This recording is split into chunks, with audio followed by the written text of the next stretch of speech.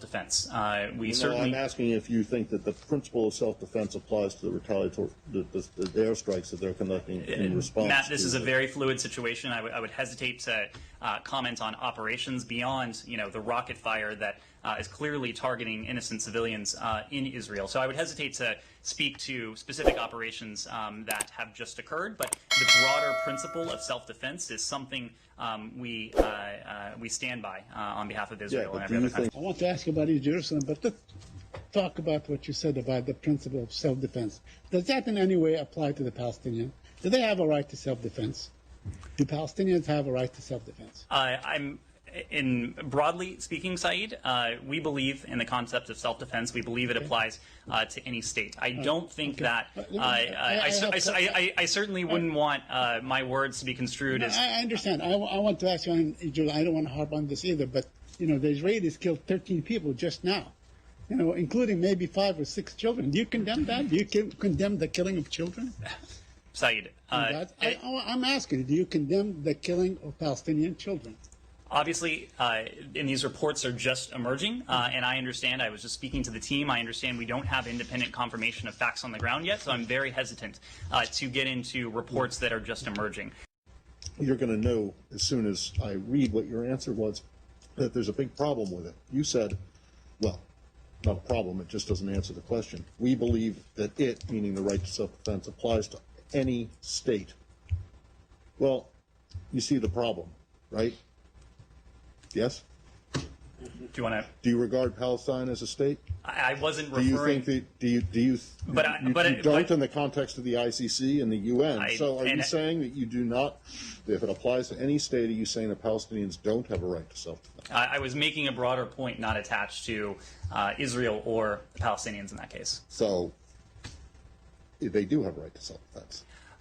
Matt, I'm not in a position to debate the legalities from up here. What our message is one of de-escalation. یہ دیکھیں کہ اب یہ جو امریکہ کے ترجمان ہیں اب بار بار صحافی سوال کر رہے ہیں کہ جناب آپ رائٹ آف ڈیفنس کی بات اسرائیل کو تو دے رہے ہیں جب آپ فلسطینیوں کے گھر توڑ رہے ہو ان کو بے دخل کر رہے ہو ان کے اوپر ظلم اور ستم کر رہے ہو لیکن اگر وہ ایک راکٹ داغیں وہاں پہ اور اس کے حق کو آپ نہیں مانتے تو یہ دو رخی نہیں ہے. دیکھیں جو سچویشن ایسی بن رہی ہے کہ جس کے اندر یہ امریکہ کا سٹینس ہے آج کا نہیں ہے یہ 1948 کا سٹینس ہے. دیکھیں آج جو اسرائیل کے اخبار ہیں نا وہ جس طرح کی گفتگو بتا رہے ہیں اس طرح کی گفتگو سیاست میں نہیں ہوتی مذہب میں ہوتی. اس وقت وہ کہہ رہے ہیں کہ ہم we are state of Israel is the gateway to the end times کہ جو آخری وقت آنے والا ہے ہم اس کا دروازہ ہیں اور یہ ہم دروازہ کھولنے جا رہے ہیں اور ہم یہ کام کریں گے. دوسرا اس کے بعد یہ ہے کہ جو سب سے بڑا پروجیکٹ جس وقت دکھایا جا رہا ہے یہ 4 دن سے وہ ہے کہ جوز اونلی اسرائیل پروجیکٹ اور اس میں انہوں نے کہا ہے کہ مسلم اس کا نام دیا بریکٹ نے مسلم امہ پروجیکٹ. اچھا اسرائیل ورسز مسلم امہ جو سوئی ہوئی ہے جس کو کچھ پتہ ہی نہیں جس کے سارے حکمران جو ہیں وہ سیکولر. ہم کئی دفعہ کہتے ہیں روتے پیٹتے ہیں کہ اگر بن نظیر اور اینجلا مارکل کی لائف سٹائل دیکھیں تو ایک ہی طرح کا ہے نواز شریف اور کسی اور کی دیکھ لیں تو بورس جانسن کی دیکھ لیں تو ایک ہی طرح کے سب ایک طرح کے. تو اصل میں وہ مسلم امہ پروجیکٹ. دوسرا ان کا سب سے بڑی بات یہ ہے کہ وہ کہتے ہیں کہ ہم نے اس کو یہ اب شروع 3rd ٹیمپل کا پروجیکٹ ہے جس کو شروع کر رہے ہیں. امریکہ جو ہے 1948 سے یہ ان کی پالیسی کا حصہ ہے کہ the security of Israel is the prime responsibility of United States of America. یہ ان کی لکھا گیا تھا کیونکہ 1916 میں بالفور جو تھا اس میں انہوں نے یہودیوں کو بٹھا دیا تھا لیکن اس کی پروٹیکشن سے شروع ہوئی تھی وہ شروع ہوئی تھی 2nd ورلڈ وار کے بعد اور 2nd ورلڈ وار میں ان کو وہاں وہ لے آئے تھے. 2nd ورلڈ وار میں جو مسلمانوں نے جو کمال کیا ہے نا وہ عجیب و غریب تھا کہ 48 کے بعد جتنے فلسطینی تھے اور یہ اسی سے ہماری ساری بگاڑ آئی ہے جس کو اب ٹھیک کرنا چاہیے. سارے فلسطینی جو تھے یہ روس کے ساتھ چلے گئے ہم کمیونسٹ نیشنلسٹ موومنٹ چلائیں گے. آپ کو یاد ہوگا کہ اپنا ناصر تھا قذافی تھا اور حافظ الاسد تھا ان کی ایک اکٹھا الائنس بنا تھا اور جو فلسطینیوں کی موومنٹ تھی اس کو خاص طور پہ غیر مذہبی رکھنے کے لیے جارج حباش اور حنان اشرافی یہ سارے کے سارے یاسر عرفات کے ساتھ ملائے کے ساتھ سارے عیسائی بھی ایون لیلا خالد جو تھی یہ کتنا بڑا کرسچن عورت تھی جس کو اتنا بڑا ہم مسلمان ہیرو بنا کے اس کے حجاب کے ساتھ. لیکن اصل ہیرو کون تھے؟ اصل ہیرو کوئی اور تھے. اصل ہیرو وہی تھے اخوان المسلمون والے.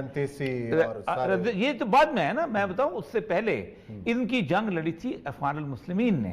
اب دیکھیں جو امین الحسینی وغیرہ یہ لوگ وہاں فلسطین میں ہوتے تھے, یہ کون لوگ تھے؟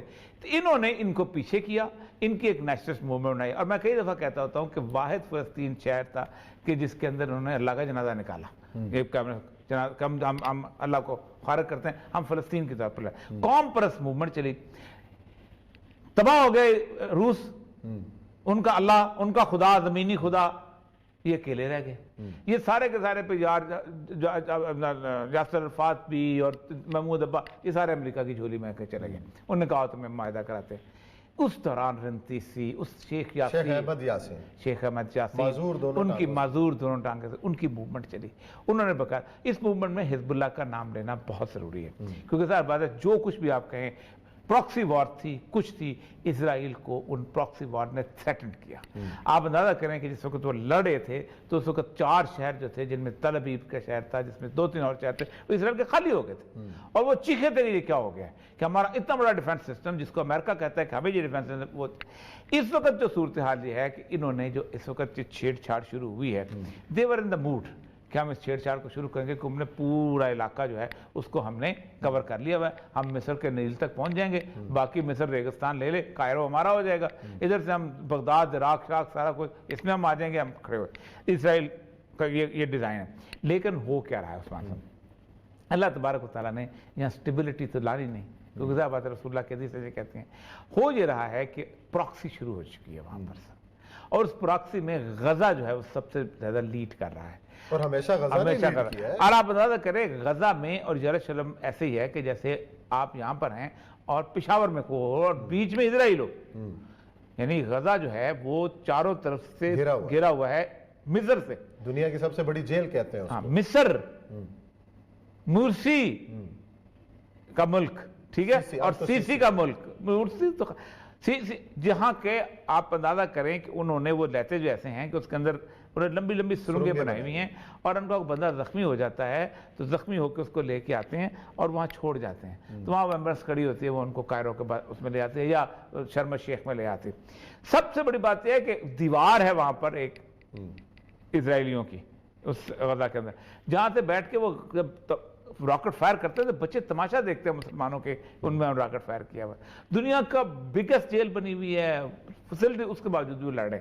اس جگہ پہ جو بیت المقدس ہے اس وقت پوری مسلم امہ 50 لاکھ قریب افواج ہوں گی, کم از کم آدھا کروڑ فوجیں ہیں ہماری, 7 مسلمانوں کی, کوئی 150 ایٹم بم ہمارے. سعودی عرب میں بھی ساری پوری فورس ہے. نہیں پورے ملک, مراکش کی فوج لے لیں, سوڈان کی فوج لے لیں, سعودی عرب کی لے لیں, یو اے کی لے لیں, ہماری لے لیں, عراق کی لے لیں, ایران کی لے لیں, ملائیشیا کی لے لیں, برنائی کی, 50 لاکھ سے کم فوجی نہیں ہیں آرمڈ ٹو دا ٹیتھ, جن کے پاس ٹینک بھی ہیں, جن کے پاس اسلحہ بھی ہے. ہمارے پاس 150 کے قریب ایٹم بم ہے مسلم امہ کے پاس, جس کا ہم گالی بھی کہتے ہیں اسلامک بم ہے. اس کے باوجود بھی اگر ایک اتنا سا ملک جس کے بارڈر کے اوپر اگر 3 جہاز بحری کھڑے کر دے جائیں تو اس کا ناکہ بندی ہو جاتی ہے, ٹھیک, اس وہ ملک کو ہم تھریٹ نہ کر سکیں تو ہماری حالت بیسیکلی خان صاحب وہی ہے جو اس نے کہا تھا نا, روان رنڈلی نے کھڑے ہو کے اس نے کہا تمہاری کرسچنز کی وہ حالت ہے کہ تمہارے چرچ نیٹیوٹی جہاں حضرت عیسیٰ پیدا ہوئے تھے اس کا تالا یہودی لگاتے ہیں اور یہودی کھولتے ہیں.